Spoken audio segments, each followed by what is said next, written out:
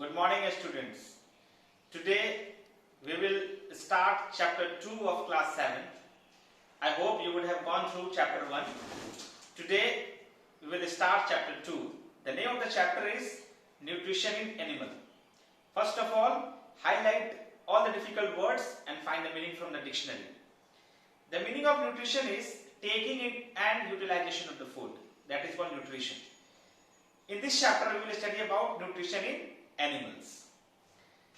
Types of nutrition. We already have discussed saprophytic nutrition and parasitic nutrition in the previous chapter. In this chapter we will study about holozoic nutrition. Holozoic nutrition means eating solid food. Most of the animals, including human beings, take the solid food into their body by the process of ingestion. जो भी holozoic nutrition लेता है उसमें एक well developed पूरा का पूरा digestive system develop होता है और उसमें 5 प्रोसेस होता है. सबसे पहला होता है इंजेशन, दूसरा होता है डाइजेशन, फिर होता है एब्जॉर्प्शन, फिर होता है एसिमिलेशन और फिर होता है इजेशन. ये पांचों प्रोसेस जिसमें होता है और जो सॉलिड फूड को इंटेक करता है मतलब लेता है उसको हम लोग बोलते हैं होलोजोइक न्यूट्रिशन. तो सबसे पहले हम लोग दांत के बारे में पढ़ेंगे इस चैप्टर में, क्योंकि जब खाना का जहां तक डाइजेशन का बात है वहां सबसे पहले शुरुआत कहां से होता है? खाना चबाने से. तो सबसे पहले हम लोग दांत के बारे में इस चैप्टर में हम लोग पढ़ेंगे. ठीक है. जितना भी ऑर्गेनिजम्स है, ठीक है, उसको दांत के हिसाब से, दांत के शेप और साइज के हिसाब से 2 कैटेगरी में बांटा गया है. एक होता है होमोडोंट और दूसरा होता है हेट्रोडोंट. नाम से ही लग रहा है होमोडोंट और दूसरा हेट्रोडोंट. ऐसा ऑर्गेनिज्म जिसका सारा का सारा दांत का शेप और साइज एक तरीके का होता है उसको हम लोग बोलते हैं होमोडोंट ऑर्गेनिजम्स. ठीक है. और ऐसा ऑर्गेनिज्म जिसके दांत का शेप और साइज अलग अलग होता है, ठीक है, जैसे हम लोग का दांत है, सबका एक ही तरह का शेप तो नहीं है ना, सबका डिफरेंट डिफरेंट शेप है. ठीक है. तो हम लोग हो गए हेट्रोडोंट. ठीक है. तो हेट्रोडोंट का जो दांत है वो 4 कैटेगरी में, मतलब 4 ग्रुप में बटा हुआ है. ठीक है. उसको हम लोग लिख लेते हैं बोर्ड पे. ठीक. Now my dear students, according to shape and functions, the teeth have been categorized into 4 groups. That is incisor, canine, premolar and molar. Incisor, the number of incisor is 8, number of canine is 4, premolar is 8 and molar is 12.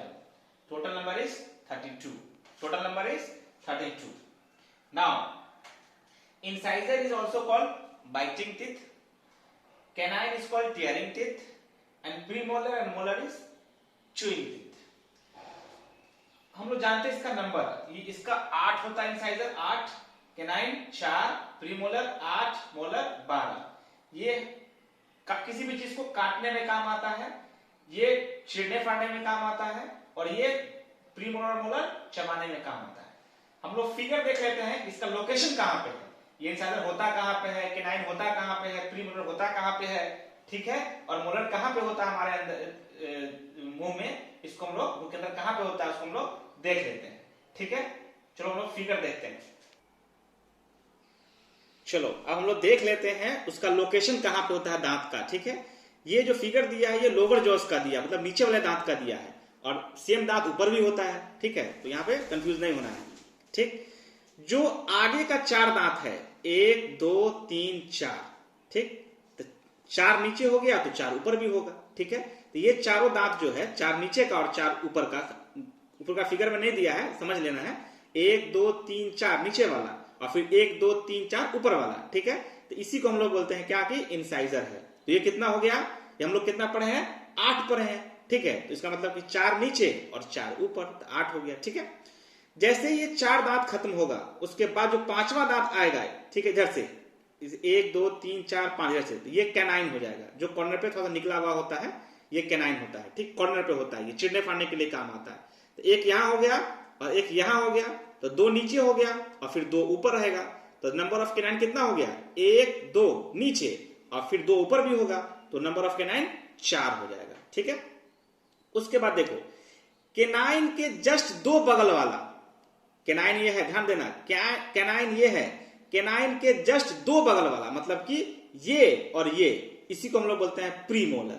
तो premolar दो बगल वाला, तो 1 2 2 इधर हो गया, और यहाँ पे कैनाइन है, फिर दो बगल वाला, तो 1 2 ये हो गया फिर प्रीमोलर। तो नीचे प्रीमोलर कितना हो गया, 1 2 और फिर 3 4, तो 4 नीचे और 4 ऊपर, मतलब कि नंबर ऑफ प्रीमोलर कितना हो गया, 8 हो गया। कैसे हुआ देख लो, 2 कैनाइन के जस्ट बगल वाला 1 2, फिर यहाँ पे कैनाइन है, फिर यहाँ पे कैनाइन है, और फिर दो बगल वाला, तो 1 2, तो 2 और 2 4, ये नीचे हो गया, और फिर 4 ऊपर हो जाएगा, तो कितना हो जाएगा प्रीमोलर, 8 हो जाएगा। फिर एक बात याद रखो, प्रीमोलर के 3 बगल वाला, प्रीमोलर यहाँ पे खत्म हो गया मेरा, तो 1 2 3, इसी को हम लोग मोलर बोलते हैं, ठीक है। तो 1 2 3 इधर, फिर यहाँ पे प्रीमोलर मेरा खत्म है, प्रीमोलर के 3 बगल वाला, तो 1 2 3, तो मतलब कि 3 और 3 6 नीचे हो गया, तो फिर 3 और 3 6 ऊपर होगा, तो 6 और 6 12 दांत हो जाएगा मेरा, कौन, जो मोलर है वो। समझा कि नहीं समझा, ध्यान से सुनो। जो पहले आगे का है ये किसको बोलते हैं हम लोग, इंसाइजर, ठीक है। इसके बगल वाला कैनाइन, इसके 2 बगल वाला प्रीमोलर, इसके 3 बगल वाला मोलर, ठीक। इस साइड भी वही होगा, कैनाइन है, कैनाइन के 2 बगल वाला प्रीमोलर, और फिर 3 बगल वाला मोलर, ये नीचे का दांत हो गया, और सेम पैटर्न ऊपर की तरफ होगा, ठीक है। तो हाँ, एक बात और याद रखना है कि जो थर्ड वाला जो होता है, थर्ड मोलर, ये पहला मोलर है, ये दूसरा मोलर है, ये तीसरा मोलर है, ठीक। इसको पहला क्यों माने हैं, क्योंकि यहां तक क्या था, प्रीमोलर था, तो पहला मोलर, दूसरा मोलर, तीसरा मोलर। उसी तरह इधर भी यहां तक तो प्रीमोलर मेरा हो गया, ये पहला मोलर है, ये दूसरा मोलर है, ये तीसरा मोलर है, तो third molar is called wisdom teeth, उसको विजडम टीथ भी बोला जाता है, जिसको गांव की भाषा में अकल चौवा बोला जाता है, ठीक है। वो लेटर स्टेज में जब 20 हम लोग क्रॉस कर जाते हैं, हम लोग का जो ब्रेन है वो डेवलप हो जाता है, तब ये वाला दांत आता है, ठीक है। तो इसको विजडम टीथ बोला जाता है, ठीक है। अब एक और याद रखना है, 2 तरह का टीथ होता है, एक होता है टेम्पररी, एक परमानेंट। टेम्पररी टीथ ऐसा होता है जो 2 साल की एज में लगभग आना शुरू होता है और 8 साल तक आते आते खत्म हो जाता है। ऐसे टीथ को हम लोग बोलते हैं मिल्क टीथ या फिर टेम्पररी टीथ। उसके बाद जो टीथ आता है वो परमानेंट होता है, और परमानेंट टीथ का जो नंबर है वो 32 होता है, और टेम्पररी टीथ का नंबर होता है वो 20 होता है, ठीक है। अब हम लोग आगे डिस्कस करेंगे गम, रूट और क्राउन के बारे में और लेयर के बारे में, ठीक है। चलो हम लोग पढ़ लेते हैं गम, रूट और क्राउन के बारे में, ठीक है। गम को हिंदी में मसूरा बोला जाता है, ठीक है। और जो दांत मसूरा के अंदर पेनिट्रेटेड रहता है उसको बोलते हैं रूट, और जो दांत मसूरा के ऊपर रहता है उसको हम लोग बोलते हैं क्राउन। तो जब हम लोग ब्रश कर रहे होते हैं तो हम लोग किसको सफाई कर रहे होते हैं, क्राउन का सफाई कर रहे होते हैं। क्यों, रूट का क्यों नहीं कर रहे होते हैं, क्यों, रूट तो गम के अंदर होता है, ठीक है। तो जो गम है मसूरा, उसके अंदर जो दांत मेरा पेनिट्रेटेड है, उसी के अंदर धंसा हुआ है, उसको हम लोग बोलते हैं रूट, जो हमको दिखाई नहीं देता है, और जो दिखाई देता है उसको हम लोग बोलते हैं क्राउन, ठीक है। जिसको हम लोग ब्रश से सफाई करते हैं, ठीक, क्राउन बोलते हैं उसको। एक और, जैसे कि ऑरेंज है, ऑरेंज का ऊपर लेयर होता है ना, उसका कवर हटाते हैं, फिर उसके अंदर लेयर आता है। उसी तरह क्राउन, क्राउन का भी लेयर वाइज है वो। तो क्राउन का जो सबसे ऊपर वाला लेयर है उसको हम लोग बोलते हैं इनामेल, ठीक है। और जब इनामेल को हटाएंगे तो उसके बाद आएगा डेंटिन, और जब डेंटिन को हटाएंगे तो उसके बाद आएगा पल्प आएगा मेरा। ये लेयर है, ठीक है, पूरे दांत का, ठीक है। अब हम लोग जानते हैं कि दांत सड़ कैसे जाता है। जब हम लोग खाना खाते हैं, ठीक है, तो उसमें शुगर होता है, ठीक है। अगर मीठा सामान खाएंगे तो उसमें ज्यादा शुगर होगा, ठीक है। तो वो शुगर प्लस बैक्टीरिया दोनों मिलके प्लाक बनाता है। जब हम लोग देखते हैं, जब हम लोग कभी कभी जब नाखून से दांत को रगड़ते होंगे या फिर टूथपिक से निकालते होंगे तो वाइटिश कुछ दिखाई देता है, उसको प्लाक बोला जाता है। वो बनता कैसे है, दांत के ऊपर जब हम लोग खाना खाते हैं उसमें शुगर होता है, और शुगर बैक्टीरिया के साथ रिएक्ट होके और प्लाक बना देता है, और वो प्लाक धीरे धीरे क्या करता है, वो प्लाक एक्चुअली क्या है, एसिड, उसमें एसिड डेवलप हो जाता है, ठीक है। और उसके बाद उस दांत के अंदर एक छेद बना देता है, इसको होल बोलते हैं, उसको कैविटी बोलते हैं, ठीक है। मतलब दांत में छेद हो जाने को हम लोग बोलते हैं कैविटी। इसको कौन कर दिया, प्लाक। प्लाक कैसे बना, शुगर और बैक्टीरिया मिलकर, ठीक है। इसलिए अच्छे से हम लोग को ब्रश करना चाहिए खाना खाने के बाद, ताकि उस पर शुगर रहे ही नहीं। जब शुगर होगा ही नहीं तो बैक्टीरिया नहीं होगा, बैक्टीरिया नहीं रहेगा तो फिर क्या होगा, प्लाक नहीं बनेगा, और जब प्लाक नहीं बनेगा तो कैविटी नहीं होगा, हम लोग का दांत सेफ रहेगा, ठीक। दांत को हम लोग इसलिए डिस्कस किए इसका स्ट्रक्चर को, फंक्शन को, क्योंकि हम लोग अभी पढ़ रहे हैं डाइजेस्टिव सिस्टम, तो उसमें दांत का बहुत अच्छा रोल था, बहुत बड़ा रोल होता है, इसलिए उसके बारे में हम लोग पढ़ लिए हैं। अब हम लोग डिस्कस करेंगे डाइजेस्टिव सिस्टम। अब हम लोग पढ़ेंगे डाइजेस्टिव सिस्टम के बारे में। ठीक, उसमें क्या मतलब डाइजेस्टिव सिस्टम में डाइजेशन मतलब डाइजेशन का मतलब क्या होता है कि कॉम्प्लेक्स सब्सटेंस का सिंपलर वाले में टूट जाना। क्योंकि हम लोग जितना भी खाना खा रहे हैं ना, सबको सेल यूज करता है। और हम लोग पढ़े हैं कि जितना भी फूड उसमें क्या क्या होता है, उसमें कार्बोहाइड्रेट्स होता है, फैट्स होता है, प्रोटीन्स होता है, विटामिन्स होता है, मिनरल्स होता है। ठीक, और सेल जो खाना खाता है वो सिंपल वाला खाना खा पाता है। ये जो अभी बताया, जो फूड में जितना भी चीज है, जैसे कार्बोहाइड्रेट्स, फैट्स, प्रोटीन, ये सब कॉम्प्लेक्स है। ठीक है, इसको सेल नहीं यूज कर पाता है। तो पहले पूरे डाइजेस्टिव सिस्टम में क्या होता है कि जो मेरा कार्बोहाइड्रेट्स है, फैट्स है, मिनरल्स है, विटामिन है और प्रोटीन है, ये सिंपल वाले में टूटता है ताकि उसको सेल आसानी से यूज कर सके। ठीक है, तो जैसे हम लोग खाना खा रहे हैं, इसमें कार्बोहाइड्रेट्स है, तो कार्बोहाइड्रेट शुगर में टूट जाता है, ब्रेक हो जाता है। ठीक है, उसको कौन तोड़ता है, कौन सिस्टम में टूटता है, वो डाइजेस्टिव सिस्टम में टूटता है और फिर सेल उसको यूज कर लेता है। प्रोटीन अमाइनो एसिड्स में टूट जाता है। ठीक है, फैट्स फैटी एसिड्स में या फिर ग्लिसरॉल में टूट जाता है। इसी पूरे प्रोसेस को हम लोग बोलते हैं डाइजेशन। चलो, अब हम लोग जो खाना खा रहे हैं, तो खाना खा रहे होंगे, उसका कोई रास्ता होगा ना, जहां से अंदर जाता होगा, जहां पे पचता होगा, और फिर जहां से इजेशन होता होगा, मतलब जहां से डिफिकेशन हम लोग करते हैं। ठीक है, तो उसका कोई रास्ता होगा, तो उस पूरे रास्ते को हम लोग बोलते हैं क्या, कि एलिमेंट्री कैनाल। मतलब जो पूरा रास्ता है खाना खाने से लेकर, खाना पचाने से लेकर के और डिफिकेशन तक या फिर इजेशन तक, उस पूरे प्रोसेस को हम लोग, उस पूरे रास्ते को हम लोग बोलते हैं एलिमेंट्री कैनाल। ठीक है, एलिमेंट्री कैनाल कहां से शुरू होता है वो हम लोग देखते हैं। ठीक है, चलो, ये ब्यूकल कैविटी से शुरू होता है। ब्यूकल कैविटी मतलब मेरा हम लोग का मुंह, मतलब उसमें जबान हो गया, दांत हो गया, ये सब हो गया ब्यूकल कैविटी। उसके बाद जैसे हम लोग खाना को अंदर लेंगे, ठीक है, तो ये फिर आ जाएगा इसोफेगस के थ्रू अंदर जाएगा वो। ठीक है, तो इसोफेगस का दूसरा नाम फूड पाइप भी है। क्या नाम है, फूड पाइप। ठीक है, मतलब खाना पहले कहां था, मुंह के अंदर था, दैट इज ब्यूकल कैविटी। जैसे हम लोग अंदर लिए हैं उसको, तो मतलब इसोफेगस में चला गया वो, मतलब कि फूड पाइप में चला गया वो। फिर फूड पाइप से खाना चला गया मेरा स्टमक में चला गया। ठीक है, और स्टमक से फिर चला गया खाना स्मॉल इंटेस्टाइन में, और स्मॉल इंटेस्टाइन से कहां चला गया, लार्ज इंटेस्टाइन में, और लार्ज इंटेस्टाइन से फिर रेक्टम में, और फिर वो मतलब पूरा पच करके और पूरा एनस के थ्रू वो बाहर आ गया। ठीक है, तो ब्यूकल कैविटी से शुरू होता है रास्ता और एंड कहां पे होता है, एनस तक होता है, और बीच में इतना जगह से वो पास होता है, इसोफेगस से, स्टमक से, स्मॉल इंटेस्टाइन से, लार्ज इंटेस्टाइन से, रेक्टम से, एनस से। इसी को हम लोग बोलते हैं क्या, एलिमेंट्री कैनाल है। ये पूरा रास्ता है, पूरा खाना खाने से लेकर, पचने से लेकर के और मतलब कि जो एक्सक्रीटा उसके निकलने तक के पूरे रास्ते को हम लोग बोलते हैं एलिमेंट्री कैनाल। उसमें इतना आता है, buccal cavity, oesophagus, stomach, small intestine, large intestine, rectum और एनस।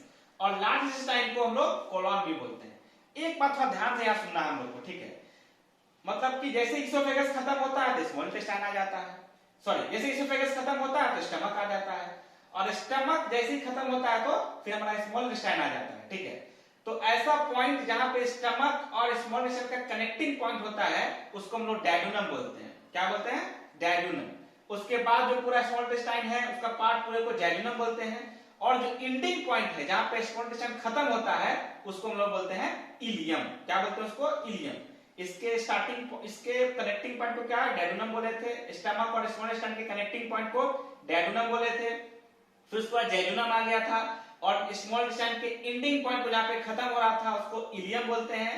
ठीक है, और जहां से मेरा लार्ज इंटेस्टाइन शुरू होता है, मतलब और स्मॉल इंटेस्टाइन खत्म होता है, वहां पे कनेक्टिंग पॉइंट एक होता है, तो मतलब समझो कि लार्ज इंटेस्टाइन का पहला पार्ट उसको हम लोग बोलते हैं सीकम बोलते हैं, और पूरे पार्ट को हम लोग कोलॉन बोलते हैं। ठीक है, लार्ज इंटेस्टाइन के, और उसका फिर रेक्टम आता है और फिर एनस आ जाता है। ठीक है, उसके बाद जो खाना पूरा पचने का प्रोसेस है वो 5 प्रोसेस है, उसको हम लोग देखते हैं।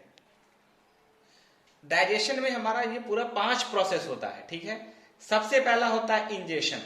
इंजेशन का मतलब होता है जब हम लोग मुंह में खाना रखते हैं, उसको चबाते हैं और अंदर निगलते हैं। ठीक है, इस पूरे प्रोसेस को बोलते हैं इंजेशन। ठीक है, उसके बाद आता है किसका प्रोसेस, डाइजेशन का। मतलब जब हम लोग खाना खाए हैं तो उसमें क्या क्या हम लोग को पता है, कार्बोहाइड्रेट्स है, फैट्स है, प्रोटीन है। ठीक है, हमको पता है कि जितना भी खाना खाएंगे सबको कौन यूज करेगा, सेल यूज करेगा। तो सेल कार्बोहाइड्रेट को नहीं पचा पाएगा। ठीक है, सेल प्रोटीन को नहीं पचा पाएगा, सेल फैट को नहीं पचा पाएगा। तो डाइजेशन में क्या होता है, मतलब उसमें मतलब कि जो भी फूड में न्यूट्रिएंट्स है उसका सिंपल वाले में टूट जाना। जैसे कि जो कार्बोहाइड्रेट्स है वो शुगर में टूट जाएगा, जो प्रोटीन है वो अमाइनो एसिड्स में टूट जाएगा, ठीक है, और जो फैट है वो फैटी एसिड्स में टूट जाएगा, और तब फिर उसको सेल यूज कर लेगा, ठीक। उसके बाद आता है एब्जॉर्प्शन का। जब हम लोग खाना खाते हैं तो ये सारा कहाँ पे पच रहा है, सारा तो स्मॉल इंटेस्टाइन में और यहाँ स्टमक में, यहाँ से पच रहा है, लेकिन पहुंचना कहाँ तक है, पहुंचना पूरे सेल तक है, ठीक है। तो हमारे स्मॉल इंटेस्टाइन में एक फिंगर लाइक प्रोजेक्शन होता है, इसको विलाई बोलते हैं, VILLI विलाई। वहां पे क्या करता है, जो फूड सिंपल वाले में टूट गया है उसको एब्जॉर्ब हुआ भी होता है, तो इसको एब्जॉर्प्शन बोलते हैं, ठीक है। और जितना भी जो फूड पार्टिकल सिंपल वाले में टूटा है, ठीक है, उसको सेल यूज करेगा, इसको हम लोग बोलते हैं एसिमिलेशन बोलते हैं। और जो भी वेस्ट प्रोडक्ट बच गया है और उसको हम लोग डिफेकेट करके एनस के थ्रू निकाल देते हैं, उस प्रोसेस को बोलते हैं हम लोग इजेशन बोलते हैं, ठीक है। अब हम लोग स्कूल के नोट से हम लोग डिस्कस करेंगे 1 by 1 पूरे प्रोसेस को, ठीक है। चलो हम लोग स्कूल के नोट से थोड़ा इसको देख लेते हैं, ठीक है। तो हम लोग को पता है कि जो रास्ता था खाना का वो ब्यूकल कैविटी था, फिर इसोफेगस था, वो से हुआ है, लेकिन ओ साइलेंट, आपको इसोफेगस पढ़ना है इसको, ठीक। उसका स्टमक, उसका स्मॉल इंटेस्टाइन, इंटेस्टाइन, रेक्टम और एनस। सबसे पहले ब्यूकल कैविटी में क्या हुआ था वो जान जाते हैं। ब्यूकल कैविटी मतलब जो जबड़ा है वो, जो जॉज बोलते हैं वो, तो वहां पे हम लोग क्या किए हैं, खाना को चबाए हैं। जब खाना को चबाए हैं तो उसमें सलाइवा मिल गया, ठीक है, और सलाइवा क्या किया है, उस खाना को सॉफ्ट बना दिया है। और उस सलाइवा में एक एंजाइम होता है, एक केमिकल होता है, उसका नाम होता है टियालिन। पी से लिखाता है लेकिन पी साइलेंट है, TPTYALIN, टियालिन, ठीक है। वो क्या करता है, मेरा जो खाना में स्टार्च है, ठीक है, उसको शुगर में तोड़ दिया है और खाना को सॉफ्ट बना दिया है। इसका मतलब खाना पचने का शुरुआत हमारा मुंह से ही शुरू हो गया है, ठीक है। उसके बाद खाना चला गया मेरा इसोफेगस में, मतलब कि जो पाइप था जो स्टमक और ब्यूकल कैविटी को जोड़ता है, उस पाइप को हम लोग इसोफेगस बोलते हैं। इसको लोकल लैंग्वेज में फूड पाइप भी बोला जाता है। तो यहां से खाना चला गया है और इसोफेगस में जाते हुए और चला गया कहां, स्टमक में चला गया। तो जिस प्रोसेस से गया है ना, उस प्रोसेस को पेरिस्टाल्सिस बोलते हैं। तो पेरिस्टाल्सिस मतलब contraction and relaxation of the oesophagus. हम लोग फिगर देख लेते हैं। जैसे ये मेरा मुंह है, ये ब्यूकल कैविटी पूरा हो गया, ठीक है, देखो दांत वात दिख रहा है, जबान दिख रहा है, पूरा ये सब दिख रहा है, ये पूरा ब्यूकल कैविटी हो गया। और जैसे ही अंदर हम खाना को लिए हैं तो फिर अंदर की तरफ आया है, यहां से यहां तक आया है, इसी को हम लोग बोलते हैं क्या, कि इसोफेगस है, ठीक है। और इसोफेगस के बाद फिर स्टमक आया है, देखो स्टमक है ना, यहाँ स्टमक आया है, ठीक। इसका फिर देखो स्मॉल इंटेस्टाइन आया है, ठीक। उसके बाद फिर ये लार्ज इंटेस्टाइन है और फिर यहाँ पे रेक्टम है, इस तरह से खाना। और इसी बीच में यहाँ पे लीवर है और ये फिर पेनक्रियाज है, इसके बारे में हम लोग बाद में पढ़ेंगे, ठीक है। तो इसोफेगस है। तो इसोफेगस जो पेरिस्टाल्सिस वर्ड यूज हुआ है, इसोफेगस मतलब कि पेरिस्टाल्सिस मतलब क्या, कि इसोफेगस का कॉन्ट्रैक्ट होना और रिलैक्स होना। मतलब ये जो अपने आप को है ना ऐसे ऐसे ऐसे ऐसे करता है, जब ऐसे से करता है एक बार खुलता है, फिर दबता है, खुलता है, फिर दबता है, कॉन्ट्रैक्ट होता है, रिलैक्स होता है, रिलैक्स होता है, कॉन्ट्रैक्ट होता है, इसे हिलता रहता है वो, ठीक है। तो इसी को हम लोग बोलते हैं पेरिस्टाल्सिस। और इसी के कॉन्ट्रैक्शन और रिलैक्सेशन की वजह से खाना ऊपर से नीचे तक आ जाता है, ठीक है। अब खाना मेरा जाएगा कहां पे, अच्छा एक बात और, यहां तक ब्यूकल कैविटी से और नीचे तक तो आए थे ना, यहां तक, तो यहां से दोनों, मतलब कि यहां से यहां तक जो सांस का पाइप है, मतलब कि जो सांस लेने का पाइप है और खाना वाला पाइप है, वो सेम था। उसके बाद फिर दोनों अलग अलग हो गया। तो इस लोकेशन पे यहाँ पे एक चीज लगा होता है, उसको बोलते हैं एपिग्लॉटिस। वो क्या करता है, हमारे खाना को इसमें ट्रैकिया में नहीं जाने देता है। ट्रैकिया मतलब विंड पाइप, मतलब कि सांस वाले नली में खाना को नहीं जाने देता है, उसको एपिग्लॉटिस बोलते हैं, ठीक है। वो एपिग्लॉटिस क्या करता है, खाना को रोकता है ताकि वो विंड पाइप में न चला जाए, ट्रैकिया में न चला जाए, ठीक है। और फिर खाना यहाँ से ऐसे आता है और फिर स्टमक में आ जाता है, ठीक है। अब खाना मेरा आ जाएगा स्टमक में, ठीक है। स्टमक में क्या होता है, स्टमक में वेरियस एंजाइम्स होता है खाना पचाने के लिए, ठीक है। खाना पचाने का मतलब याद रखना, खाना पचने का मतलब एक ही चीज होता है कि कार्बोहाइड्रेट का ग्लूकोज में टूट जाना, फैट का फैटी एसिड्स में टूट जाना और प्रोटीन का अमाइनो एसिड्स में टूट जाना। लेकिन पेट में एक और एसिड होता है, वो हाइड्रोक्लोरिक एसिड उसको बोलते हैं। वो पेट स्टमक में होता है, हम लोग को स्टमक में यहाँ पे उसके अंदर हाइड्रोक्लोरिक एसिड होता है। क्योंकि जब हम लोग खाना खा रहे होते हैं उसमें ढेर सारा बैक्टीरिया होता है, ठीक है। तो उसको मारने के लिए जो एसिड है वो, ठीक है, वो क्या करता है, उसको मार देता है, ठीक है। और खाना उसके बाद पेट में एक और काम होता है, उसमें से ऐसा जूस निकलता है, ऐसा केमिकल निकलता है, ठीक है, जो प्रोटीन को अमाइनो एसिड्स में चेंज कर देता है। हमारे माउथ में क्या हुआ था, जो कार्बोहाइड्रेट्स है वो शुगर में, मतलब स्टार्च जो है वो शुगर में चेंज हो गया था, मतलब खाना पचना वही शुरुआत हो गया था। फिर स्टमक में भी हुआ क्या कि जो प्रोटीन था वो अमाइनो एसिड में चेंज हो गया, तो यहां भी खाना मेरा पचा। ठीक है, अब वहां से खाना जब में यहां से खाना ये यहाँ था इसोफेगस से आया था स्टमक में, स्टमक से आ गया मेरा स्मॉल इंटेस्टाइन में। यही स्मॉल इंटेस्टाइन यहाँ से शुरू हुआ ऐसे करके, ब्लैक वाला जो दिख रहा है ये, फिर ऐसे करके जो पूरा है ये मेरा स्मॉल इंटेस्टाइन है। फिर यहां से मेरा लार्ज इंटेस्टाइन शुरू हो जाता है। ठीक है, तो ध्यान रखना। फिर यहाँ पे रेक्टम है। ठीक, अब खाना कहाँ जाएगा? स्टमक से ये यहाँ चला जाएगा, ये जो स्मॉल इंटेस्टाइन है उसमें जाएगा। स्मॉल इंटेस्टाइन में क्या होगा देखो, as soon as the food enters the small intestine, the digestive juice, bile juice from the liver and pancreatic juice from the pancreas mixes with the food। इसमें क्या होता है कि देखो, अब देखो यहाँ पे पेनक्रियाज है, ये वाला जो दिख रहा है तुमको, ये पूरा पेनक्रियाज है और ये तुम्हारा लीवर है। ठीक है, तो लीवर में एक जूस बनता है, केमिकल बनता है, उसका नाम होता है बाइल जूस। क्या नाम होता है? Bile juice. ठीक है, बाइल जूस बनता रहता है और एक जगह जहां पे स्टोर होता रहता है उसको बोलते हैं गॉल ब्लैडर, वहीं पे स्टोर होता रहता है। ठीक है, और पेनक्रियाज में भी क्या होगा? पेनक्रियाटिक जूस बनेगा। तो इसमें जो जूस बनेगा वो, और लीवर में जो जूस बनेगा वो, तो लीवर में जूस जो बन रहा है वो डायरेक्ट स्मॉल इंटेस्टाइन में नहीं मिल रहा है, वो पहले गॉल ब्लैडर में जाएगा, उसके बाद गॉल ब्लैडर से तब स्मॉल इंटेस्टाइन में मिलेगा, और पेनक्रियाज से जो जूस होगा वो भी स्मॉल इंटेस्टाइन में मिलेगा। मतलब कि अब खाना मेरा कहाँ पहुंचा हुआ? स्मॉल इंटेस्टाइन में, तो उसमें वेरियस तरह का जूस सब आएगा उसको पचाने के लिए। कहाँ से जूस आएगा? लीवर से आएगा, लीवर से जाएगा गॉल ब्लैडर में, या गॉल ब्लैडर से फिर चला जाएगा मेरा स्मॉल इंटेस्टाइन में, और पेनक्रियाज से जो जूस बनेगा वो कहाँ जाएगा? वो भी स्मॉल इंटेस्टाइन में जाएगा। इस बात को याद रखना है कि जो भी जूस पेनक्रियाज में और लीवर में बन रहा है वो स्टमक में नहीं जाएगा, वो स्मॉल इंटेस्टाइन में बनेगा। मतलब मेन जो खाना पचाने का काम है वो स्मॉल इंटेस्टाइन में ही होता है, इस बात को ध्यान रखना है। ठीक है, तो लीवर से जो बना है बाइल जूस वो फैट को फैटी एसिड में चेंज करता है, मतलब खाना में जो भी फैट्स होगा उसको कौन पचाएगा? लीवर से जो निकला हुआ जूस है बाइल जूस वो पचा देगा। ठीक है, लेकिन पेनक्रियाज से जूस निकलता है, पेनक्रियाटिक जूस, उसमें बहुत सारा का जूस निकलता है, ट्रिप्सिन निकलता है, लाइपेज निकलता है, अमाइलेज निकलता है। ये सब जूस है जो कहां से निकलता है? पेनक्रियाज से, जो कहां जाता है? स्मॉल इंटेस्टाइन में, और खाना के साथ मिक्स होकर के और खाना को पचा देता है। ठीक है, जो अमाइलेज है वो कार्बोहाइड्रेट को पचा देगा, प्रोटीन ट्रिप्सिन जो है वो प्रोटीन को पचा देगा, लाइपेज जो है वो फैट को पचा देगा। ठीक है, और एक बात और नोट करना है कि पेनक्रियाज में से एक जूस और निकलता है, ठीक है, उसको इंसुलिन बोलते हैं। वो क्या करता है? हमारे बॉडी में ब्लड शुगर को मेंटेन रखता है। इसका मतलब जिसके पेनक्रियाज में से इंसुलिन का निकलना बंद हो जाएगा, ठीक है, तो ऐसा पर्सन किस डायबिटीज, उसी को डायबिटीज हो जाता है। मतलब डायबिटीज मतलब क्या? कि उसके पेनक्रियाज में से जो इंसुलिन है वो निकलना बंद हो गया है और उसका जो शुगर लेवल है वो घट गया है या फिर बढ़ गया है। ठीक है, चलो अब हम लोग देखते हैं, खाना आप चलाया मेरा स्मॉल इंटेस्टाइन में, ये स्मॉल इंटेस्टाइन याद रखना है। स्मॉल इंटेस्टाइन को बोलते हैं स्मॉल, लेकिन अगर साइज का बात करेंगे, अगर लेंथ का बात करेंगे तो हमारा स्मॉल इंटेस्टाइन ही बड़ा होता है और ये छोटा, लार्ज इंटेस्टाइन छोटा होता है। ठीक है, ये देखो स्मॉल, यहाँ देखो ना, यहाँ तो कितना बड़ा है स्मॉल इंटेस्टाइन, यहाँ शुरू हुआ है स्टमक से, ऐसे पूरा आते हुए ऐसे ये पूरा जो गोल गोल पूरा दिख रहा है तुम लोग, जैसे यहाँ तक, ये सब स्मॉल इंटेस्टाइन है। खाना पूरा यहीं पे पच रहा है मेरा। ठीक है, और इसी के अंदर एक उंगली की तरह का प्रोजेक्शन होता है, उसको विलाई बोलते हैं। वो क्या करता है? जो खाना पचा है, मतलब जो खाना प्रोटीन जो है वो चेंज हो गया है, फैट जो चेंज हो गया, कार्बोहाइड्रेट जो चेंज हो गया सिंपल वाले में, मतलब फैटी एसिड्स में, ग्लिसरॉल में, ठीक है, उसके बाद ग्लूकोज में, ठीक है, अमाइनो एसिड्स में, उसको यहाँ पे ऑब्जर्व करेगा, तो इसी को ऑब्जॉर्प्शन बोलते हैं। जो यहाँ पे फूड एब्जॉर्ब होता है, ठीक है, वो विलाई करता है और फिर उसको ब्लड में मिला देता है और ब्लड फिर सेल तक पहुंचा देता है और सेल उसको यूज कर लेता है वेरियस एक्टिविटीज के लिए, फिर हम लोग को ताकत आ जाता है। ठीक है, तो इस प्रोसेस को हम लोग बोलते हैं ऑब्जॉर्प्शन, और फिर जो सेल यूज कर रहा है इसको हम लोग बोलते हैं एसिमिलेशन। अब यहाँ पे जो पूरा खाना वाना पच गया, यहाँ से ऑब्जॉर्व पूरा हो गया, तो यहाँ पे तो कुछ अब ज्यादा चीज नहीं बचा, क्योंकि मेन चीज तो ऑब्जॉर्व हो चुका है। तो अब यहाँ पे अब जो मेरा जो डाइजेस्ट फूड है, ठीक है, मतलब डाइजेस्ट मतलब बोलो सेमी डाइजेस्टेड, क्योंकि अभी तक भी कुछ यहाँ से ऑब्जॉर्व करना है, तो यहां से चला आएगा अब इस लार्ज इंटेस्टाइन में।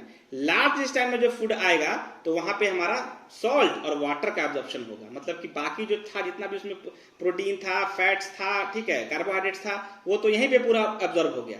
अब यहाँ पे इस लार्ज इंटेस्टाइन में जो होगा वहां पे वाटर और सॉल्ट का एब्जॉर्प्शन हो जाएगा। ठीक है, और उसके बाद से यहाँ पे जब आएगा तो यहाँ पे रेक्टम में सिर्फ एक्सक्रीट और सिर्फ जो फालतू मटेरियल है, जो वेस्टेज चीज है, वो मेरा रेक्टम में जमा होता रहेगा।